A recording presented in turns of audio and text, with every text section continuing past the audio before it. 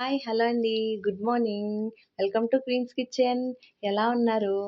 ఈరోజు మీ ముందుకు ఒక సరికొత్త రెసిపీతో వచ్చేసాం. ఏమనుకుంటున్నారా? పేరులోనే యమ్మీ యమ్మీ ఉంటది. మటన్ దమ్ బిర్యానీ చేయబోతున్నాం. సో, ఈ మటన్ దమ్ బిర్యానీ ఎలా చేయాలో ముందుగా ఇంగ్రీడియెంట్స్ అయితే చూసేద్దాం. ముందుగా మనం మటన్ రెసిపీ చేస్తున్నాం కాబట్టి మటన్‌తో చేస్తున్నాం కాబట్టి రెసిపీ మనకి మటన్ తీసుకోవాలండి. మేమైతే 1/4 మటన్ తీసుకున్నాం. దానికి బిర్యానీ కోసం బాస్మతి రైస్ హాఫ్ కేజీ తీసుకున్నామండి. ఆల్రెడీ ఇవి కడిగేసి అలాగా ఆరబెట్టామన్నమాట.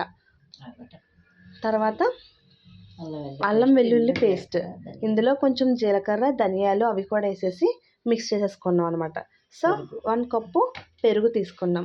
అలానే కొన్ని ఆనియన్స్ ఇలా పీసెస్ కింద కట్ చేసి పెట్టుకున్నాం. ఇప్పుడు వీటిని ఫ్రైడ్ ఆనియన్స్ చేయడానికి తీసి పెట్టుకున్నాం అన్నమాట. అలానే బిర్యానీకి కావాల్సిన ఇంగ్రీడియంట్స్ ఏంటో చూసేద్దాం. ముందుగా బిర్యానీకి సంబంధించిన ఇంగ్రీడియంట్స్ అన్నీ వేసుకోవాలండి. పువ్వు, చెక్క, లవంగాలు, అలానే యాలక్కాయ ఇవన్నీ కూడా తీసుకోవాలి. అలానే కొంచెం గుప్పెడు కసూరి మేతి తీసుకున్నామండి. తర్వాత అల్లంని చిన్న చిన్న ముక్కల కింద ఇలా కట్ చేసి పెట్టుకోవాలి. అల్లం పేస్ట్తో పాటు ఈ అల్లం ముక్కలను కూడా కట్ చేసి పెట్టుకోవాలి. తర్వాత వెల్లుల్లి ఒక 5, 6 రబ్బలు తీసుకొని ఇలాగ ఈ రకంగా పీసెస్ కింద కట్ చేసి పెట్టుకున్నాం. ఒక గుప్పెడు కొత్తిమీర, 4, 5 పచ్చిమిర్చి, అలానే బిర్యానీ ఆకు అంటారు కదండి, బిర్యానీ ఆకు. సో ఇవన్నీ కూడా మనకి మటన్ దమ్ బిర్యానీ చేసుకోవడానికి ఇంగ్రీడియంట్స్ అయితే ఇవ్వండి. ఇప్పుడు ఎలా తయారు చేసుకోవాలో చూసేద్దాం. ముందుగా మేమైతే స్టవ్ వెలిగించి ఇలాగా బిర్యానీ చేసుకోవడానికి కొంచెం పెద్ద సైజు కడాయి పెట్టుకొని ఇందులో ఆయిల్ వేసుకుంటున్నామండి. ఈ ఆయిల్ ఎందుకు వేస్తున్నామంటే ముందుగా ఆనియన్ పీసెస్ ఏవైతే తీసుకున్నామో అవి ఫ్రై చేయడానికి ఆయిల్ వేస్తున్నాం. సో ముందుగా మేమైతే ఈ ఆనియన్స్ అన్నీ కూడా ఫ్రై చేసి సపరేట్ చేసేస్తాం. అలానే పక్కన కూడా స్టవ్ వెలిగించుకొని మనం బిర్యానీ రైస్ ఉడికించుకోవడానికి ఎసరైతే పెట్టుకుందామండి. ఆ ఎసట్లో మనం ఏమేమి యాడ్ చేస్తున్నాం అంటే బిర్యానీ ఆకు ఒకటి యాడ్ చేస్తున్నాము. అలాగే కొన్ని స్పైసెస్ కూడా యాడ్ చేస్తున్నామండి. బిర్యానీలో వేసే లవంగా, చెక్క, అలానే స్టార్ ఫ్లవర్ ఇలాంటివన్నీ కూడా ఆ ఎసర్లో వేసి అయితే మనం బాగా మరగనిచ్చుకోవాలి. అల్లం వెల్లుల్లి పేస్ట్ కూడా ఒక స్పూన్ ఫుల్గా వేసేసుకోవాలి. సో ఇవి మరిగేంత వరకు హై ఫ్లేమ్లో పెట్టుకొని వాటర్ని ఉంచుకోవాలి. ఇప్పుడు ఇందులో అయితే మనం ఆనియన్స్ ఫ్రై చేయడం కోసం ఆనియన్స్ అయితే వేసుకున్నాం. వీటిని ఒకసారి మిక్స్ చేసుకుందాం. అలానే మనం మటన్ ఏదైతే తీసుకున్నామో దాన్ని మనం కుక్కర్లో వేసుకొని ఒక 5, 6 విజిల్స్ వచ్చేలాగా పెట్టుకున్నామండి. ఇందులో మేమైతే అల్లం వెల్లుల్లి పేస్ట్, పసుపు వేసి ఇలాగా ముట్టుకుంటే పీస్ అయిపోయేలాగా ఈ విధంగా 5, 6 పూతలు అయితే రప్పించుకున్నాం. సో ఈ మటన్ని ముందుగా ఇలా ఉడకపెట్టేసుకొని ఉంచుకోవాలి, విజిల్స్ రప్పించుకొని. ఈ ఆనియన్స్ అయితే ఇలాగ ఫ్రై అవుతూ ఉన్నాయండి. ఏదైతే మనం పక్కన ఎసరు కూడా పెట్టుకున్నామో దాంట్లో కొంచెం ఆయిల్ కూడా వేసుకోవాలన్నమాట. బిర్యానీ రైస్ వేసినప్పుడు అవి మెతుక్కి అంటుకోకుండా మనకి ఫైన్గా అయితే వస్తుందన్నమాట. సో ఈ పీసెస్ని ఇలా అయితే రెడ్డిష్ కలర్ వచ్చేలాగా మనం బాగా వేపించుకోవాలి. 5 to 10 మినిట్స్ తర్వాత మనకు ఆనియన్స్ అయితే ఇలా ఫ్రై అయిపోయినాయండి. సో ఈ ఫ్రై ఆనియన్స్ని మనం వేరే బౌల్లోకి సపరేట్ చేసేసుకుందాం. చూడండి, ఈ విధంగా అయితే ఫ్రై చేసేసుకోవాలి. సో ఈ విధంగా మనకి ఆనియన్స్ అయితే ఫ్రై అయిపోయినాయండి. ఎందుకు సపరేట్ చేస్తున్నాం అంటే అందులోనే మనం బిర్యానీ పోపెట్టేసుకోవచ్చు. కొంచెం ఆనియన్స్ ఉంచేసి చెప్పి మేము ఈ రకంగా కొన్ని అయితే సపరేట్ చేసేసాం. ఇందులో ముందుగా మనం ఒక ఫుల్ స్పూన్గా నెయ్యిని అయితే తీసుకొని దాన్ని యాడ్ చేయాలండి. స్పూన్ ఫుల్ ఆఫ్ నెయ్యిని తీసుకొని ఇలాగా ఆ ఫ్రైడ్ ఆనియన్స్లోనే యాడ్ చేసేస్తున్నాం. సో ఆ నెయ్యి కొంచెం వేడయ్యి కరిగిన తర్వాత ముందుగా మనం వెల్లుల్లిపాయ ముక్కలు వేసుకుంటున్నాం. తర్వాత అల్లం ముక్కలు, అలానే ఏవైతే పచ్చిమిర్చి, నెక్స్ట్ బిర్యానీకి ఏవైతే స్పైసెస్ తీసుకున్నామో అవన్నీ కూడా వేసేసుకోవాలి. ఇవన్నిటిని మనం బాగా మిక్స్ చేసుకోవాలి. ముందుగా ఇవి వేసినట్టయితే మనకి ఫ్లేవర్ అనేది ఆ ఆయిల్కి బాగా పడుతుందండి, అందుకని చెప్పి. నెక్స్ట్ ఏవైతే లీఫీ తీసుకుని ఉంచుకున్నామో ఈ లీఫీ అన్నీ కూడా వేసేద్దాం. సో ఈ విధంగా వేసి ఒక 2 to 3 మినిట్స్ మనం ఫ్రై చేయాలి ఆయిల్లో. మనం మరో స్టవ్ మీద బిర్యానీ రైస్ వండుకోవడానికి ఎసరు పెట్టుకున్నాం కాబట్టి ఇవి కూడా మరిగిపోయినాయండి. మరిగిపోయిన తర్వాత ఇప్పుడు ఈ విధంగా మనం ఇలాగా బియ్యాన్ని అయితే అందులో వేసేయాలి. సో వేసిన తర్వాత ఈ మసాలాన్ని ఆ రైస్కి పట్టేలాగా ఒకసారి మనం మిక్స్ చేసేసుకుందాం. మనం ఈ దమ్ బిర్యానీ ఇలానే చేసుకోవాలండి. 2 స్టవ్ల మీద ఒకేసారి ఈ రైస్ని 75% కుక్ చేసేసుకోవాలి. అలానే ఈ మటన్ రెసిపీ కూడా పక్కన చేసేసుకుంటూ ఉండాలి. సో మనకి ఈ స్పైసెస్ అన్నీ వేసిన తర్వాత బాగా వేగిపోయిన తర్వాత 2 to 3 మినిట్స్ మనం ఏదైతే మటన్ తీసుకున్నామో 1/4 కప్ ఆ మటన్ వేసేసుకున్నాం. మటన్ వేసుకున్న వెంటనే అల్లం వెల్లుల్లి పేస్ట్ అయితే వేస్తామండి. సో అల్లం వెల్లుల్లి పేస్ట్ ఇవన్నీ వేసిన తర్వాత మళ్ళీ ఒకసారి ఇవన్నిటిని కలుపుకోవాలి.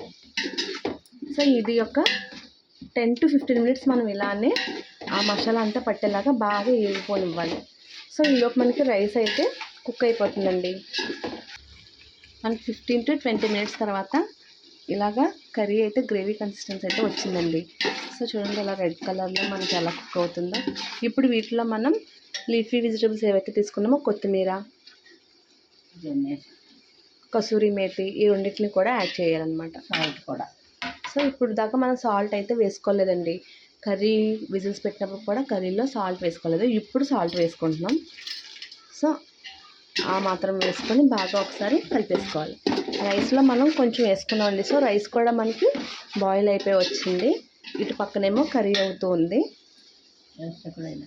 సో రైస్లో కూడా సాల్ట్ మనం మిక్స్ చేసేసుకుని ఒకసారి రైస్ ఎంతవరకు వచ్చిందో చూద్దాం. సో మనకి గ్రేవీ ఇలా దగ్గరగా అయిపోయిన తర్వాత మనం ఇందులో పెరుగండి, కప్పు పెరుగు తీసుకున్నాం కదా, ఈ పెరుగుని అయితే యాడ్ చేసేస్తున్నాం. సో ఈ దమ్ బిర్యానీకి పెరుగు అయితే కంపల్సరీ అండి. సో ఈ విధంగా గట్టిగా ఉన్న పెరుగుని తీసుకొని మనం ఈ కర్రీలో అయితే యాడ్ చేసుకున్నాం అన్నమాట. యాడ్ చేసుకున్న తర్వాత ఒకసారి ఇలాగా మొత్తం అంతా మిక్స్ చేసుకోవాలి. సో మళ్ళీ ఒక 5 to 10 మినిట్స్ మనం బాగా ఈ పెరుగులో ఈ కర్రీ అనేది బాగా అయిపోవాలి, దగ్గర గంట అయిపోయేదాకా ఉంచుకోవాలి. సో మనకు అలాగా 5 to 10 మినిట్స్ అయితే పడుతుందండి. ఈలోపు ఈ పక్కన చూసారా రైస్ మనం ఇలా పొడి పొడిగా 75 కుక్ అయ్యేలాగా రెడీ పెట్టుకొని ఉంచుకోవాలన్నమాట. సో 5 to 10 మినిట్స్ దీన్ని అయితే మనం ఉడకనిచ్చేద్దాం. 5 to 10 మినిట్స్ తర్వాత మనకి కర్రీ అయితే బాగా ఇలా దగ్గర గంట అయిపోయిందండి. సో దగ్గరగా అయిపోయిన కర్రీని కొంచెం మనం బౌల్లోకి సపరేట్ చేసుకున్నాం. లాస్ట్లో ఒక లేయర్ వరకు ఉంచుకొని ఇలాగ ఏదైతే మనం వాచ్ పెట్టుకున్నామో అన్నాన్ని ఇలాగ లేయర్స్ కింద వేసుకోవాలి. సో ఈ రైస్ని కూడా ఇలా వేసుకున్న తర్వాత ఏదైతే మనం కర్రీ సపరేట్ చేసి పెట్టుకున్నామో దీన్ని ఈ రైస్లో ఇలా పైన వేసేసుకొని ఇంకా మనం దమ్ పెట్టేసుకోవాలన్నమాట. ఏ విధంగా దమ్ పెట్టుకోవాలో అది కూడా మీకు చూపిస్తాను. సో కొంచెం ఇలాగ అంతా స్ప్రెడ్ చేసేసుకొని ఈ కర్రీ ఏదైతే తీసి పెట్టుకున్నామో కొంచెం ఇలా గ్రేవీగానే తీసుకోవాలండి. మేము ఇంక దీంట్లోకి కర్రీ అయితే ఏం ప్రిపేర్ చేసుకోవట్లేదు. ఇలాగ బిర్యానీ, దమ్ బిర్యానీ ఇలా ఒత్తగానే తిందామని చెప్పి అనుకుంటున్నాం. సో కొంచెం గ్రేవీ కన్సిస్టెంట్ ఉండేలా చేసుకొని ఇలాగ దమ్ అయితే చేసుకుంటున్నాం అనమాట. ఈ రకంగా కర్రీ అంతా స్ప్రెడ్ చేసేసి రైస్తో గార్నిష్ కోసం ఏదైతే తీసుకున్నామో ఈ ఫ్రైడ్ ఆనియన్స్, అలానే కొంచెం కొత్తిమీర కూడా ఉంచుకున్నాం కదండి. ఈ ఫ్రైడ్ ఆనియన్స్ ఆ కొత్తిమీర ఇలాగ స్ప్రెడ్ చేయాలన్నమాట. ఈ దమ్ బిర్యానీకి ఫ్రైడ్ ఆనియన్స్ చాలా టేస్టీగా ఉంటాయండి. స్వీట్నెస్ వచ్చి ఆ స్పైసీకి స్వీట్నెస్ చాలా బాగుంటుంది అన్నమాట. సో ఇలా కొత్తిమీర కూడా యాడ్ చేసేయాలి. ఈ విధంగా మనకి మటన్ దమ్ బిర్యానీ అయితే రెడీ అయిపోతుంది. దీన్ని ఇప్పుడు మనం దమ్ పెట్టేసుకోవాలి. దీనిపైన క్లోజర్ కంటైనర్తో క్లోజ్ చేసేసి దాని మీద వెయిట్ ఏమైనా పెట్టుకోవాలండి. ఎందుకంటే రైస్ మనకు 75% మాత్రమే కుక్ అయింది, మిగిలిన రైస్ కుక్ కావాలి కాబట్టి దీన్ని క్లోజర్ కంటైనర్తో క్లోజ్ చేసి పెట్టేసుకోవాలి. సో చూడండి కలర్ఫుల్గా స్మెల్ కూడా బాగా వస్తుంది.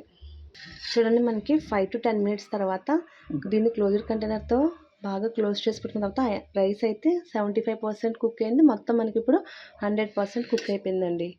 ఈ రైస్కి మసాలా అది పట్టి ఇప్పుడు దమ్ బిర్యానీ అయితే మనకి రెడీ అయిపోయింది. సో దీని ఫ్లేవర్ ఎలా అయితే ఉందో, టేస్ట్ ఎలా ఉందో నేను మీకు ఇప్పుడు చెప్తాను. సో ఇప్పుడు మన ఎమ్మి మటన్ దమ్ బిర్యానీ అయితే రెడీ అయిపోయిందండి. నేను టేస్ట్ చూసే ముందు మీరు నాకు ఎవరు సబ్స్క్రైబ్ చేయట్లేదు, సబ్స్క్రైబ్ చేయకుండానే చూసేస్తున్నారు. ఈసారి మాత్రం సబ్స్క్రైబ్ చేసి చూడండి. సో ఇప్పుడు టేస్ట్ అయితే ఎలా ఉందో చెప్తాను. మేమైతే ఈ మటన్ దమ్ బిర్యానీకి ఇంకా సపరేట్గా కర్రీ అయితే ప్రిపేర్ చేసుకోలేదండి. ఇలాగా దీనికోసం మంచి ఉల్లి చట్నీ అయితే ప్రిపేర్ చేసుకున్నాం. సో ఈ విధంగా ఉల్లి చట్నీతో అయితే మేము టేస్ట్ చేసి చెప్పేస్తాం. సో చూడండి రైస్ చక్కగా కుక్ అయిందండి. మెతుక్కి అంటుకోకుండా చక్కగా ఫైన్గా భలే కుక్ అయింది. చూసారా, ఏదైతే మనం గ్రేవీతో వేసుకున్నామో ఈ గ్రేవీతో ఈ వైట్ రైస్ని ఇలా మిక్స్ చేసుకొని పీసెస్ కూడా బాగా మెత్తగా అయిపోయినాయండి. మనం 5-6 విజిల్స్కి మటన్ అయితే చాలా ఈజీగా కుక్ అయిపోయింది. చాలా వేడిగా అయితే ఉందండి. ఇదిగోండి ఇలా అంటే మటన్ చూడండి భలే విడిపోతుంది. సో 5-6 విజిల్స్కి మనకి ఈ రకంగా అయితే తయారైంది. సో దీన్ని ఇప్పుడు టేస్ట్ చూసి ఎలా ఉందో నేను మీకు చెప్తాను. వావ్, స్మెల్ అయితే భలే ఎమ్మీగా వస్తుందండి. నోరు ఊరిపోయి సెలవు వచ్చేస్తుంది బయటికి నాకు, కానీ చూస్తే చాలా వేడిగా ఉంది. సో ఈ రకంగా గ్రేవీతో మిక్స్ చేసుకొని సో ఎలా ఉందో టేస్ట్ చేసి చెప్తాను మీకు.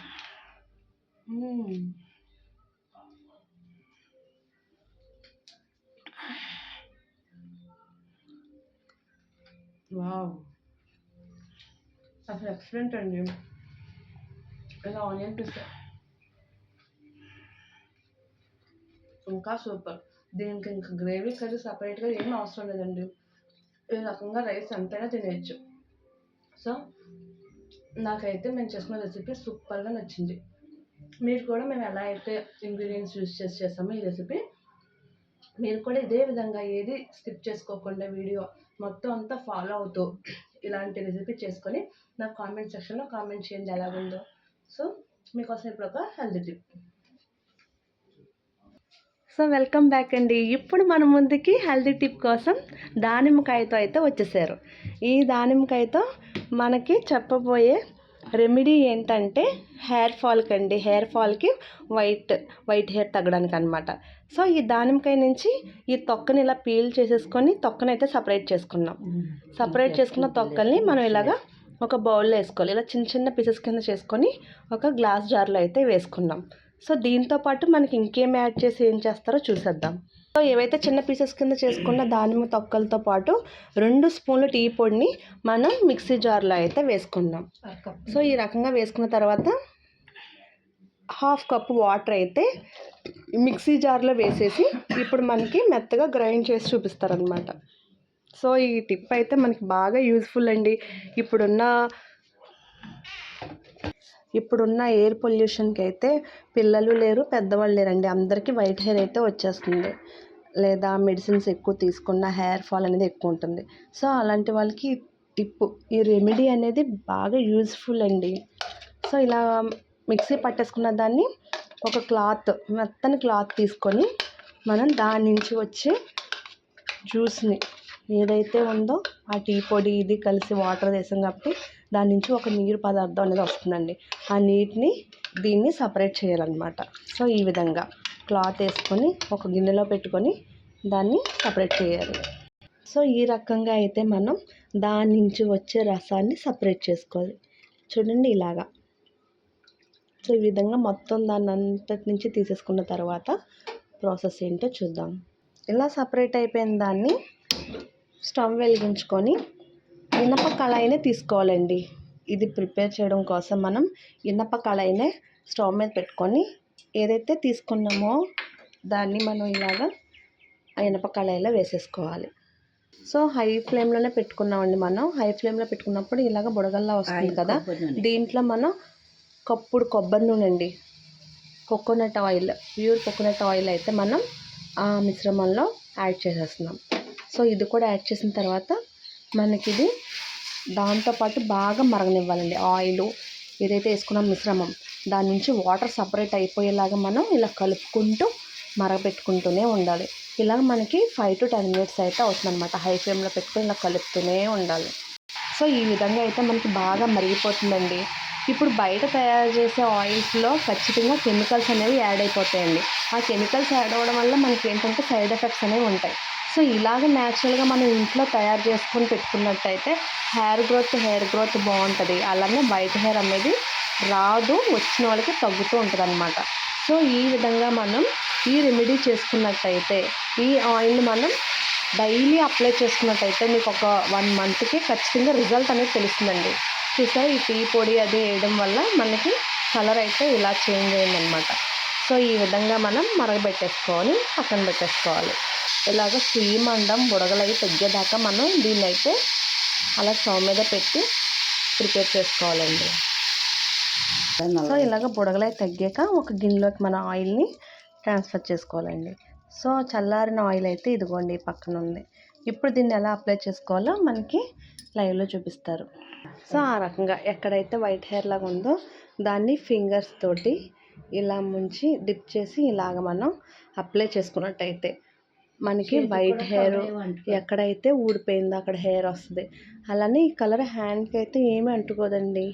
మనకి ఆరిన తర్వాత ఒక 2 డేస్కి ఒకసారి మనం హెడ్ బాత్ చేసేసి మళ్ళీ ఇదే ఆయిల్ అప్లై చేస్తూ ఉన్నట్టయితే మనకి గుడ్ రిజల్ట్ అయితే ఉంటుందన్నమాట. సో ఇవాళ మా హెల్తీ టిప్పు మా మటన్ దమ్ బిర్యానీ రెసిపీ మీకు నచ్చింది అనుకుంటున్నాను. ప్లీజ్ లైక్ చేయండి, షేర్ చేయండి, కామెంట్ చేయండి, అలానే సబ్స్క్రైబ్ చేసుకోండి.